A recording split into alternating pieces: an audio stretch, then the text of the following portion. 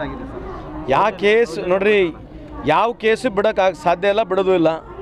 ಸನ್ಮಾನ್ಯ ಸಿದ್ದರಾಮಯ್ಯನವರಾಗಿರಲಿ ಅಥವಾ ನಮ್ಮ ಹೋಮ್ ಮಿನಿಸ್ಟ್ರುಗಳಾಗಿರಲಿ ಖಂಡಿತವಾಗ್ಲೂ ಏನು ಕಾನೂನಾತ್ಮಕವಾಗಿ ಏನು ಕ್ರಮ ತಗೋಬೇಕು ನಿರ್ದಿಷ್ಟವಾಗಿ there will be no lack, no, let us not have even iota of doubt.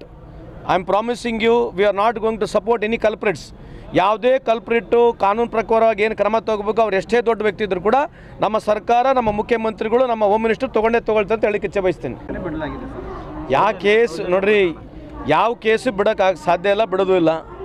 ಸನ್ಮಾನ್ಯ ಸಿದ್ದರಾಮಯ್ಯನವರಾಗಿರಲಿ ಅಥವಾ ನಮ್ಮ ಹೋಮ್ ಮಿನಿಸ್ಟ್ರುಗಳಾಗಿರಲಿ ಖಂಡಿತವಾಗ್ಲೂ ಏನು ಕಾನೂನಾತ್ಮಕವಾಗಿ ಏನು ಕ್ರಮ ತಗೋಬೇಕು ನಿರ್ದಿಷ್ಟವಾಗಿ there will be no lack, no, let us not have even iota of doubt.